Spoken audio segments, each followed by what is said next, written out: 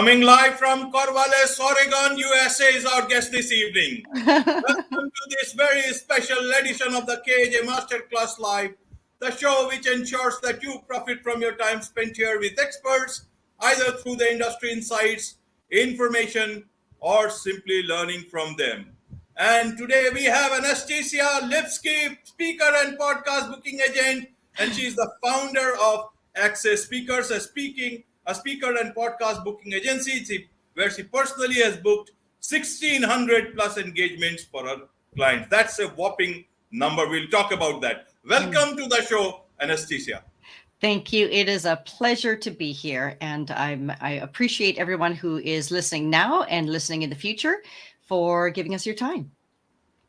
Welcome to the show. Welcome to India. And I'm sure with your access with so many clients, this show will reach to a lot of people. A lot of people will benefit from your insights, both podcasting people, marketing people, podcasting guests especially, how they can use this as the best marketing tool that they can have. And we'll also talk about speaking. So first, to understand from you, Anastasia, is that why do you think in today's time, if we talk for today, is podcast guesting as well as speaking is a great marketing tool for businesses, brands, whoever wants to create some branding for themselves?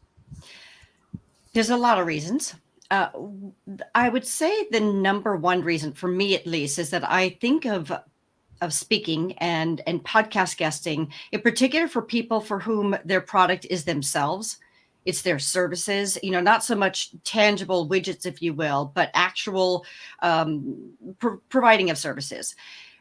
People, it's like sample advertising. And way back when I took a marketing course, I remember learning that sample advertising was the most effective form that was out there, but it's also can be the most costly. And yet, when it comes to speaking and podcast guesting, then it's not so costly for a person to be able to use that platform. So when you're sharing your voice, your passion, your expertise, and you're doing it well, you're doing it with integrity, you're doing it to bless the audience, not pitch your stuff, if you will, what will happen is that a certain amount of people are going to really resonate with you. And we all know that people like to buy from people they know, like, and trust. So they're really getting a taste for who you are, what you're about, what you do, and or it might be a tangible product, but they like you. And so, they understand a little bit more about that product. And I just feel like it's a beautiful, beautiful way to get your voice out there and educate people. Absolutely, educate people. So yeah, you are the founder of Access Speakers. And as you said earlier, 1,600 plus engagements for your clients. So that includes podcast guesting as well. So if we include both the things in terms of speaking engagement as well as podcast guesting, what are these people coming to you for? Initially, when they contact you, what are their expectations? What is it that they want? Because they seem to have tried a lot of other marketing tools that are already in the market and which have been prevalent for quite some time. Right. Basically, what's happened is that in the past, especially in the speaking world and the world of platform or marketing speakers, those are people who speak for free to grow their business. They're not getting paid, in essence, to be on that stage, but rather using it as a marketing tool. They've had to search for those groups to get in front of, promote themselves to them, hope that they're going to get booked as a speaker. Same thing with the podcast guesting. And the truth is, it's not the highest and best use of your time. I mean, we've learned from that whole E-Myth mentality that we want to stick to our brilliance and outsource anything that we possibly can to someone else. So my agency does the grunt work. This is not, it's not rocket science. People have been doing this for years, getting themselves booked. And now in the podcast guesting world, I will say that there have been agencies that have been around a lot longer.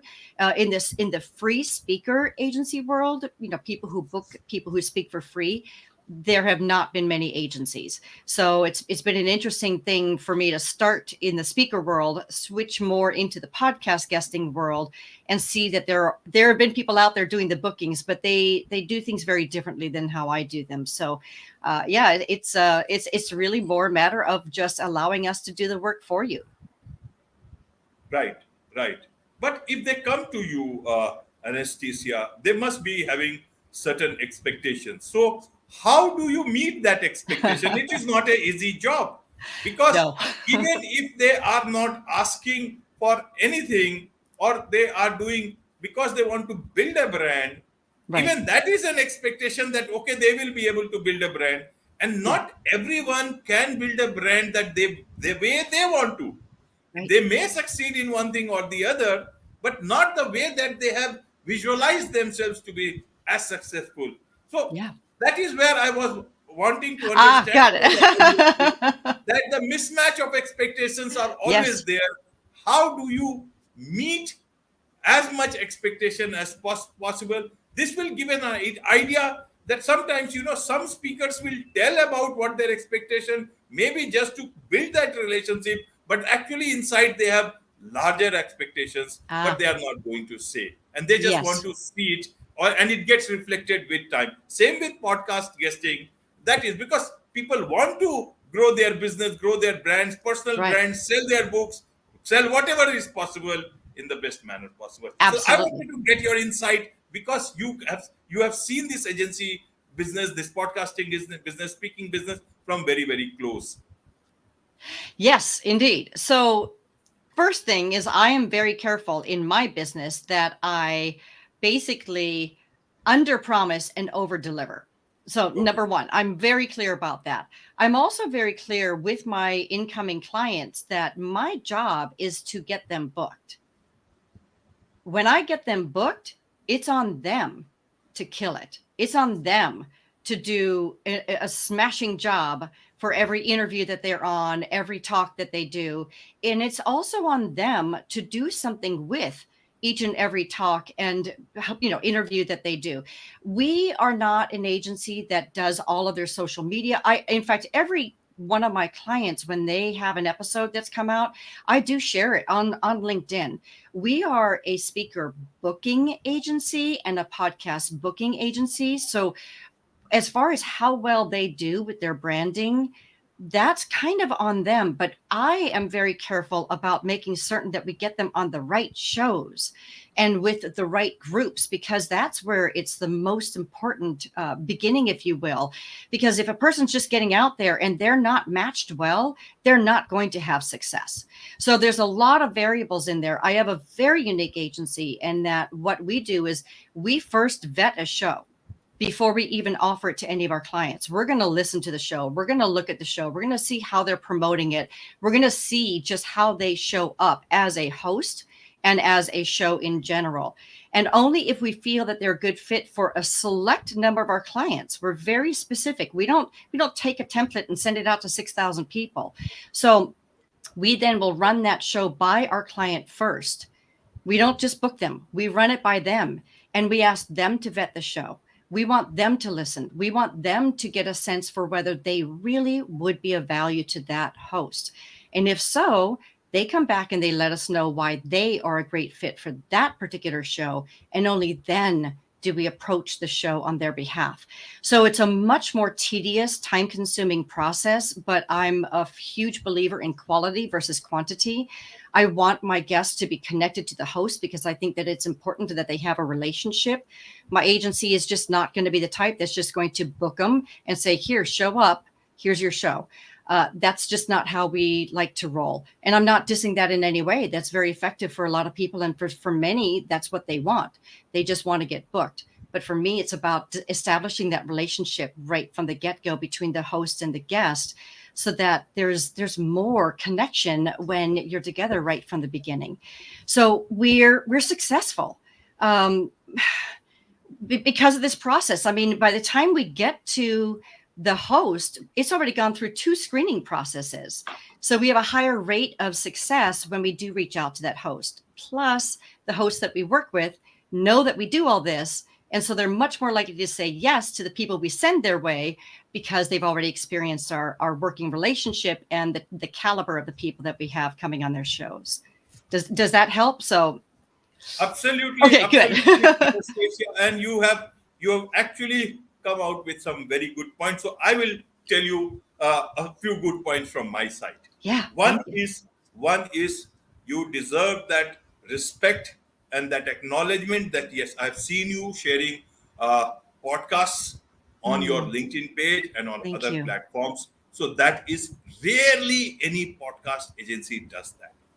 Yeah. Mm, Secondly, you are very hands-on, and this is very great help to the hosts. Hosts otherwise are left with the burden of promoting the shows themselves. It is okay. It is okay to each one the way they want to. But this is the acknowledgement I want to give you as a host of more than 500 live podcast shows. So please, thank you. I say this very, very openly. I accept Second thing, that. because these are the problems with the podcast agency model at the moment. Mm. You are a bit away from that for whatever reasons. Maybe you are in the tourism and event planning thing, so maybe that courtesy has come along with it. I'm So sure it certainly, has. yes. Second thing is that whatever way the podcast agencies work, the fact is that initially, if you have a lot of communication with the host, and as soon as the guest goes online, the podcast agency representative or the agency vanishes.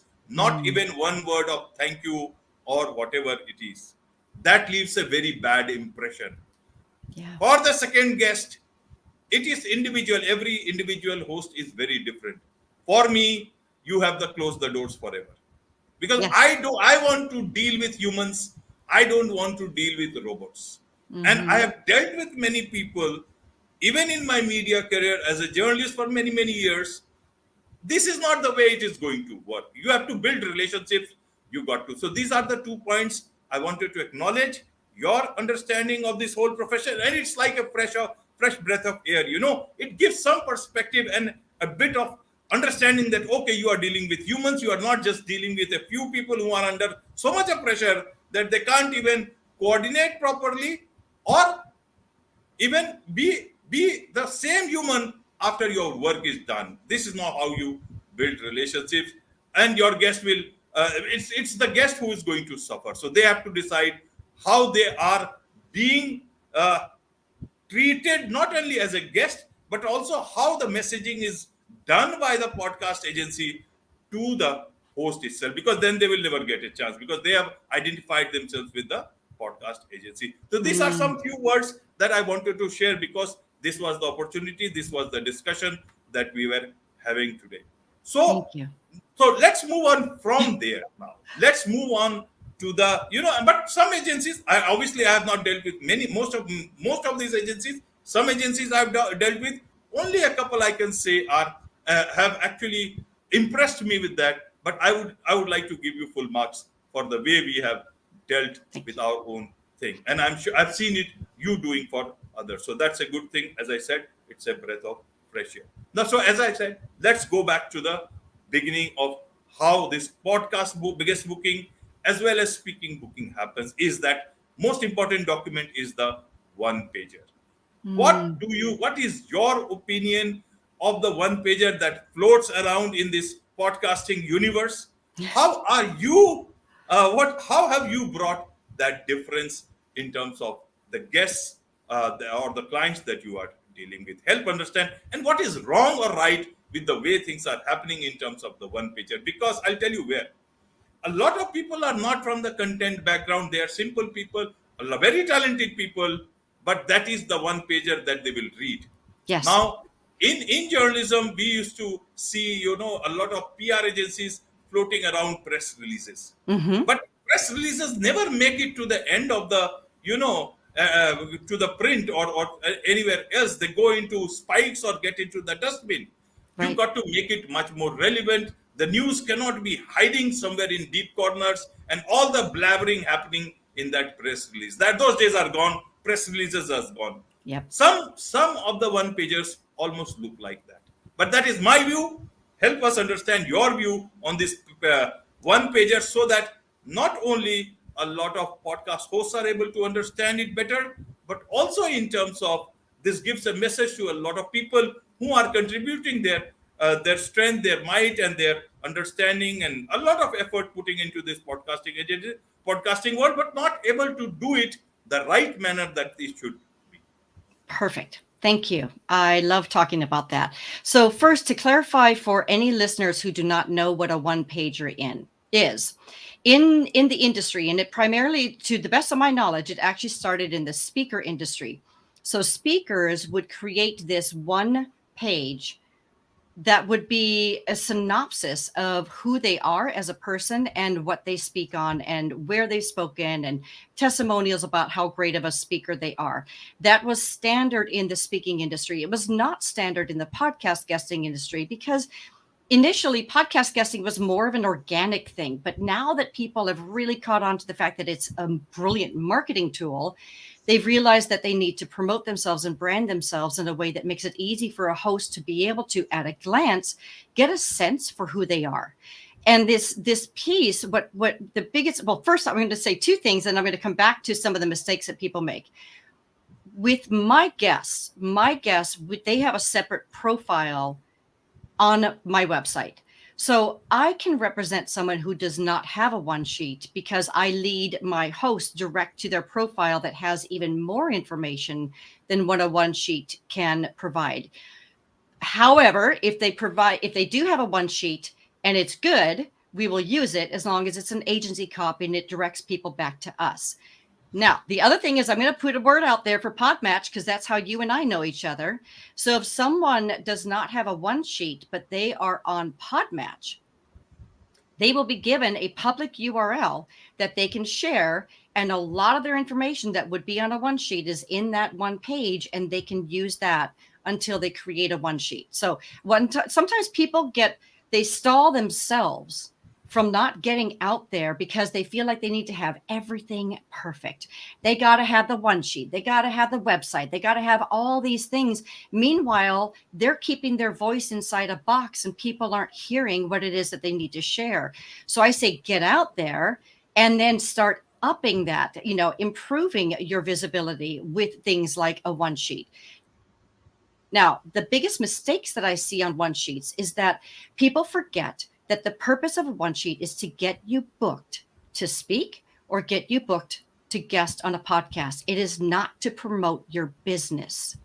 So many people will talk about their business. Now, you want to have that in the bio because you want to establish credibility as to why you are qualified to even speak on that subject, whatever it might be. But beyond that, what we want to know is how great of a speaker are you? So the testimonials that you put on a one sheet should be, how this person is as a speaker. If they're going to do a podcast guesting one sheet, it's how they were as a guest. So as an example, AJ, I am going to be reaching out to you on LinkedIn, and I'm going to ask you to do a testimonial about me as a guest, because that is gold. It's gold to come from a host saying, Anastasia was a great guest, loved having her, blah, blah, blah, whatever it might be, right? And I will also, to all your listeners out there, the quid pro quo, like how do we support hosts? I also do a recommendation on LinkedIn for every show I've been on. I actually review the host. How many times have you received a recommendation about being a host on LinkedIn?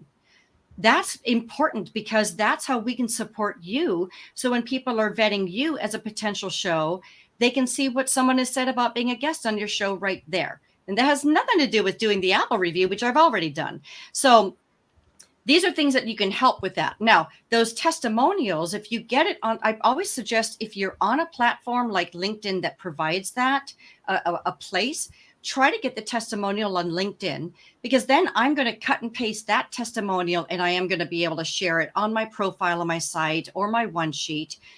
But I can't, if I get it via email, add it to my LinkedIn profile. So I'm just saying for all of your listeners who are actively using LinkedIn, and I know some are on LinkedIn right now, live watching us, this is a better way. It's an upgrade to getting that rave review about you as a guest. Do it through LinkedIn first. and then be able to transfer it over. Another mistake that people make on one sheets is they forget to have their contact information, which blows my mind.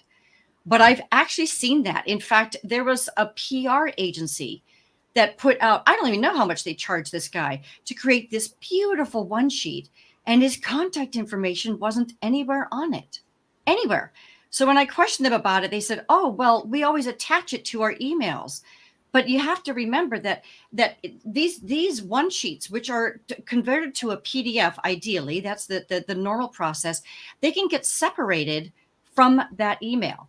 They also sometimes are literally printed out and brought into a meeting room once a week with a group or a podcast, that might have a team, and they're going to review their potential guests. It's going to be completely separated. So always make sure that you have your contact information in there as well. You'll want to have your topics, what you speak on. Now, if you are strictly interested in being a podcast guest, then you might want to have some sample questions or conversation starters that you can put on there. The idea is that you want the host or the event planner, meeting planner, et cetera, who is considering hiring you or bringing you in as a speaker or podcast guest, to at a glance be able to get a sense for who you are and what you're about. And that comes through your image, which is going to be, a headshot. If you have an action shot of you with a microphone, even better. If you've got books, that you've written, you can have the little images on there. One other mistake, it's not that it's a bad mistake, but a better way to brand yourself is to have at the top of the page what you're about, the biggest. And then right under that would be your name is the second biggest. People tend to make their name the biggest. But again, what we want is to convey the essence of what this is going to be about. So on my one sheet at the top, it's this statement about using your voice. That's what I'm all about. I want people to use their voice if they have a message, if they can be of value to people. And then my name is secondary. So I could talk for a long time about one sheets, but I feel like perhaps we have covered that enough. Or do you have additional questions regarding that? No, I have more questions, okay. But not on the one sheet. I think you have explained that very well. And for more, I think they will have to come for you, because then it is a better way they can learn. Okay. This is just one podcast. But a lot of podcast guests, I see, my experience is that a lot of them are sometimes they get the good results, sometimes they get the bad result. But a lot of times, as I started with, expectations that have not been met or are still unmet. And many of these people have paid money to the podcast agencies. And I have done my research several places. It is somewhere between $200 to $1,000. That's the amount that keeps on. Normally, that's the rate. Now, if they have paid money to the podcast agencies and they are not able to give those returns, in terms of a lot of podcast guests, what would you like to tell them? Why is it that they are not getting the results that they have expected? Is it a fault? Because I can tell you, a lot of these agencies work very hard. They're young people, a lot of people, and they are experienced people. But at the end of the day, the decision has to be taken by the host or by those teams and all that stuff. So what is it that you want to tell the guests, that why is it their podcast guesting not working the way they expected to get the returns on? Shed some light on it so that a lot of podcast guests understand this aspect.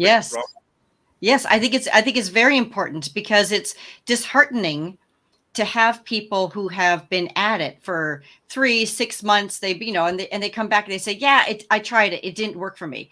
But the moment I start asking questions is when I often find out that they didn't have a strategy. Okay. It's important that you have a strategy.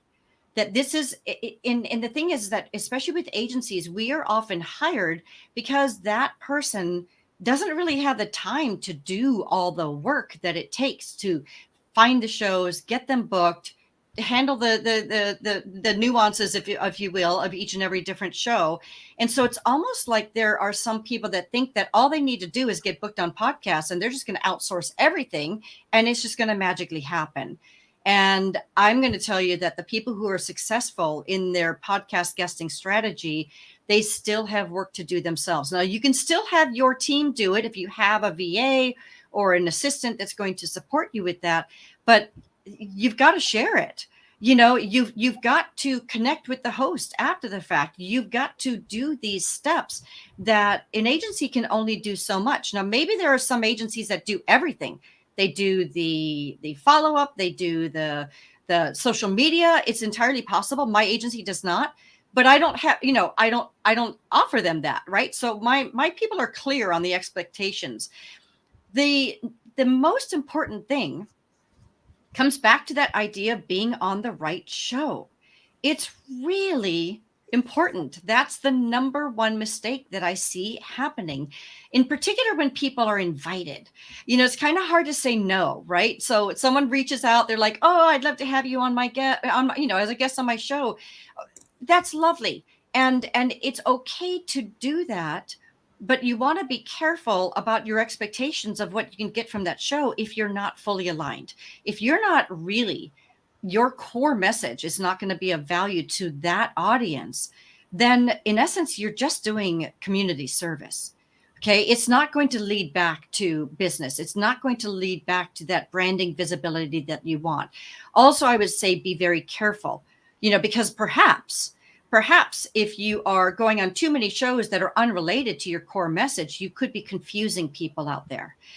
So maybe you talk about, course creation, but you're talking on UFO shows and gardening shows because you got invited and you have an interest in that.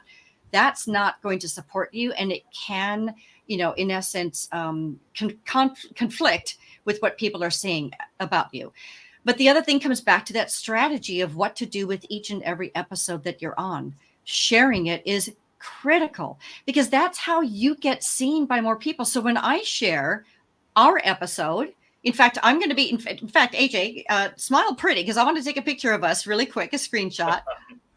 You can do that. And I'm going to be, I know that this is live, but it'll be a moment before it's actually launched on all the more traditional platforms for podcasts. But I'm going to share this on LinkedIn.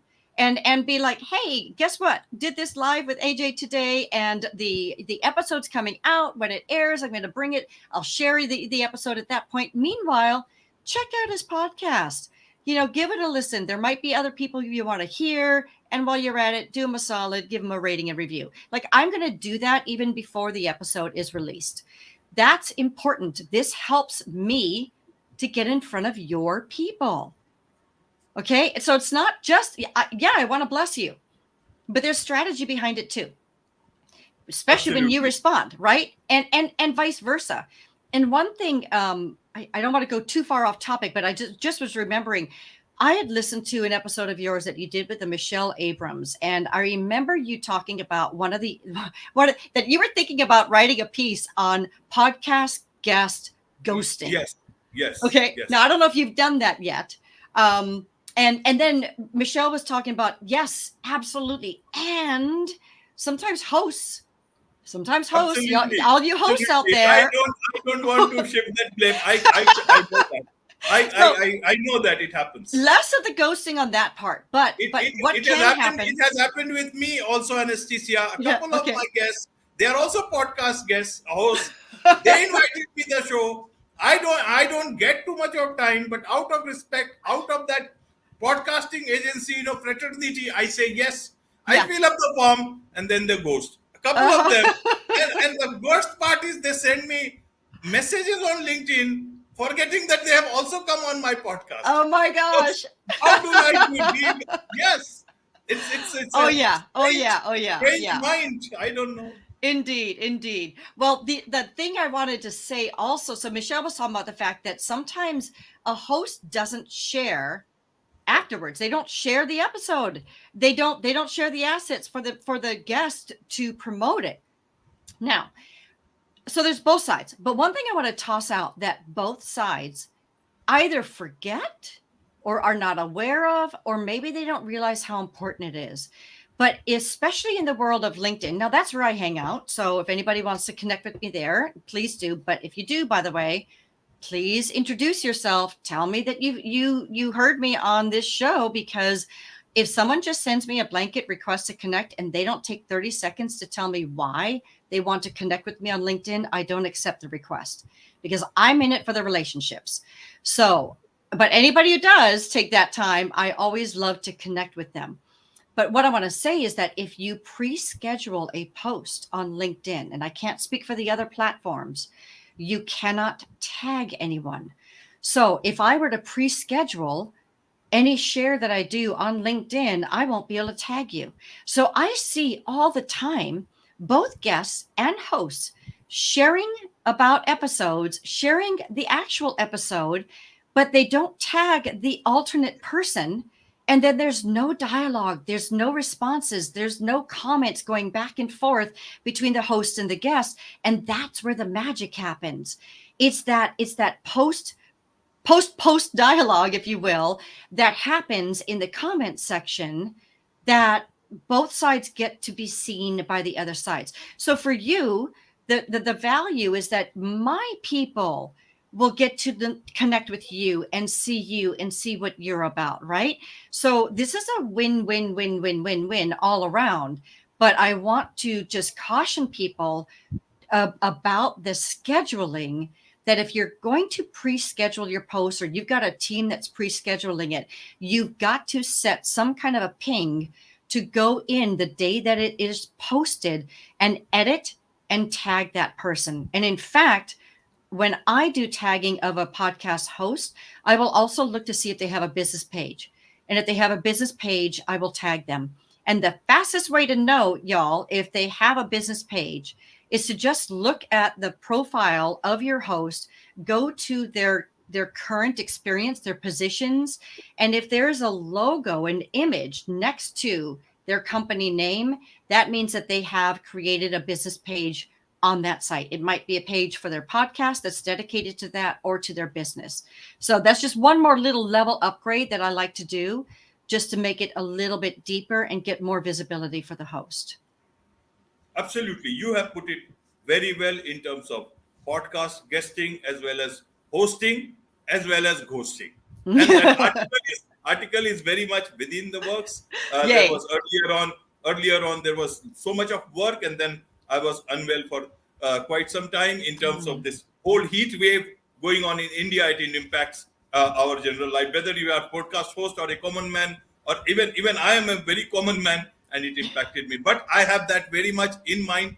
Another thing that I wanted to tell about the tagging part is several of them, podcast guests, do not tag you. Right. Maybe some people don't know about it, but some people do deliberate. Another thing I have seen, and I'm sure it maybe some people will at least listen to this part of the conversation, is that some people try to be very smart. They cut you out of that bite if they are making it a shorter bite. And perhaps they don't like your face, they don't want to be, or they want to be the own sole expert who wants to be seen on a reel or anywhere. But I want to tell them, everybody knows about it. And if you do it, you never get invited again. And you will not be.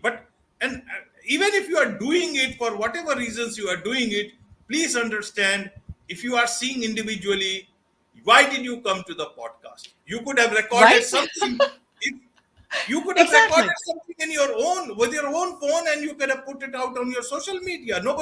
It's the same thing. Right. A podcast host, whether good or bad, gives you that third person endorsement that you were on somebody else's show. You were invited. If you are doing that, it is not even working in your favor. So these are some nuggets I wanted to share.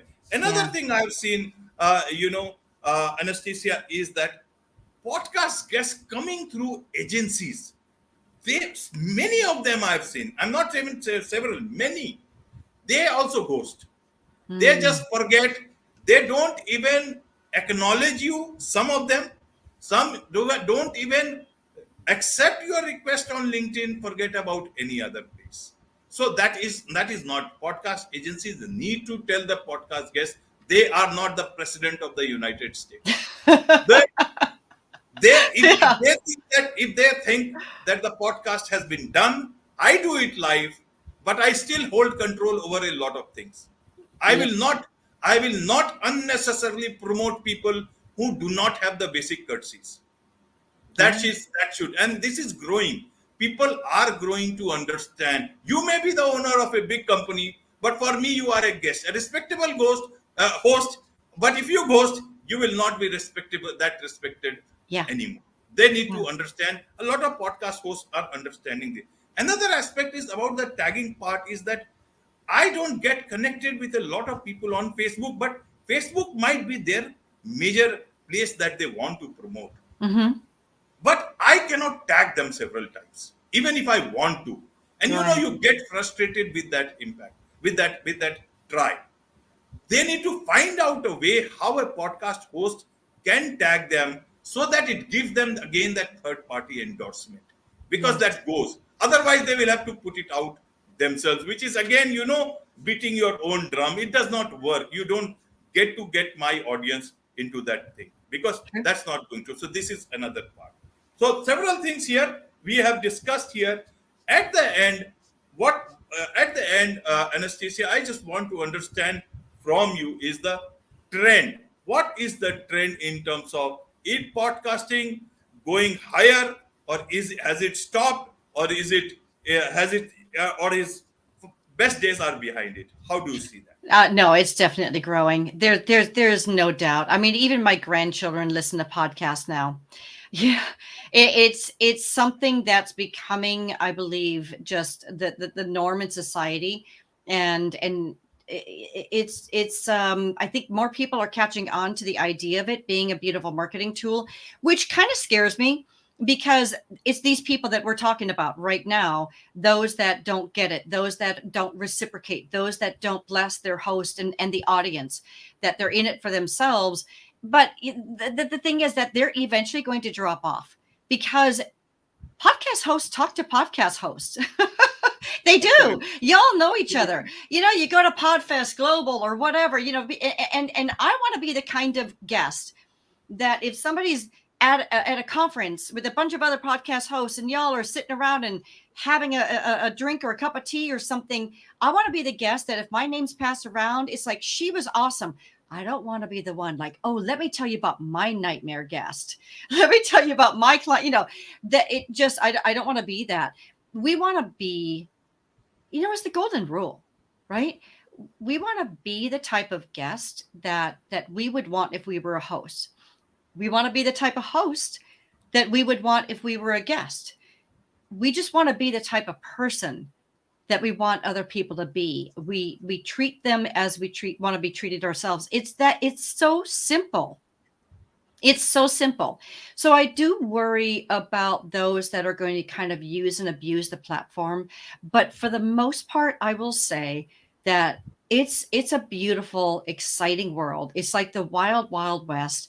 Everyone who is really into it and has a love and a passion for the industry, it's just this beautiful space. There's so many podcast agencies that I know and connect with, and we're not in competition with each other. Every single one of us are different. I might not be the right fit for if I know I'm not the right fit for everyone that's out there, and vice versa. I might be a better fit for some people than some of the other agencies. But in fact, I've referred people to other agencies. It's really just this exciting world of people coming together, and we don't know where it's going. We don't know where it's going, but I know it's not going away. It's just going to become mainstream, just like back in the early days of the internet. I mean, I remember the early days of the internet. I remember the early days of Twitter and how different it is now. It's a common household name.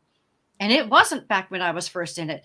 Podcasting is very popular now. There's still a lot of people that are not comfortable with the platform, but they're getting more comfortable as it becomes easier to access to, even for people who are, don't, they are sight impaired, hearing impaired. Like there's a lot of things that are happening that's so exciting in the world of podcasting that's going to make it even more accessible to all. And I am so happy to be a part of all of this. And I love it. I'm not leaving the speaking part of my business behind, but I'm a little more jacked about the podcasting part, to be completely honest. Absolutely. Absolutely. So, how do people know more about you, Anastasia, and in terms of access speakers, how can they connect with you if they want to engage with you professionally?